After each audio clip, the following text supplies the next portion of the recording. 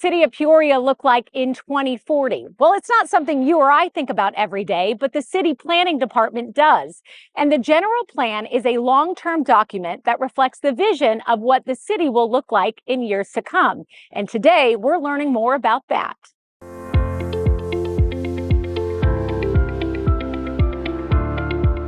Chris Hawkes, the planning director with the city of Peoria, thank you for joining me and taking the time to kind of dive into this topic that a lot of people have questions about, and you have some answers for them.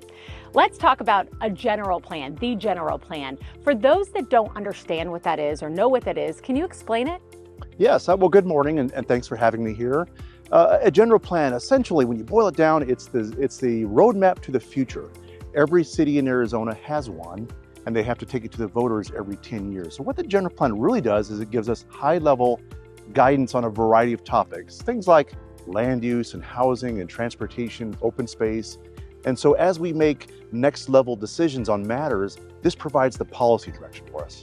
Now, I understand the City Council recently approved some amendments to the general plan, and a lot of those updates have to do with state land and what you all call smart growth. I know this is a complicated topic, and there's a lot that goes into it.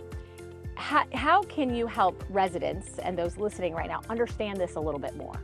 State land was granted to before statehood was granted to the state by the U.S. government, and it was granted for the purposes of holding land and selling it someday to optimize its value, and there's underlying beneficiaries. The largest beneficiary happens to be common schools, and they represent 88% of all of the state land throughout Arizona. It's one way in which we fund education in the state. I understand that the process of updating the general plan and making some of these amendments, some of the residents were asking about keeping state land as open space. Is that even something that can be done? So that's one of the misconceptions that I often see in the community. State land is not open space like preserved land. In fact, state land's mission again is to hold land, and when a property when it has its optimum value, at some point they will auction that land off for development. So we should look at state land as land that someday will be developed.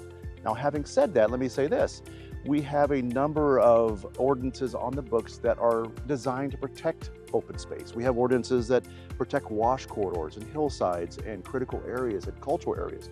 All those remain in place regardless of who comes forward asking for development. Okay, very good to know. Economic development, it is important to any future of any city. I know it's very important to the city of Peoria. How do general plan updates help plan for the future economic development and growth in the city of Peoria? Yeah, so the important thing about state land is when we look at our vacant land in the city of Peoria, effectively 75% of that land is held within the state trust land, and a lot of that land is along the very important Loop 303 corridor. So as we go forward, we know that our future is intertwined with state land. And it's important that we're thoughtful and careful about how lands are designated and developed into the future. We want to make sure that we have a community where people can live, work, and play, have access to jobs, have access to commercial facilities in the community. And it's important that we look forward and we work together with state land now before that development happens. And I know the goal is also to work with the community, with residents, and to really keep transparency at the utmost important. And I know that the city council and mayor have overly said transparency, transparency. Residents want transparency. Where can people dive a little deeper to really understand and gain more transparency? Thank you for that question, because the citizen input process is always one of the most important pieces of any consideration of a policy direction. So we have one of the most robust engagement processes in the state. And so during the general plan process, we had over 9 public meetings, and we had a chance for people to talk to planners in the community and the representatives about the changes. All of the general plan amendments are online at the city's website at www.peoriaz.gov. And if you go to the planning and zoning portion of the website, that's where you'll find all that information. Okay, well, Chris, thank you so much. Thank you very much. Appreciate your time. You bet. As always, thank you for watching, and be on the lookout for more episodes as we focus on the issues that matter to you.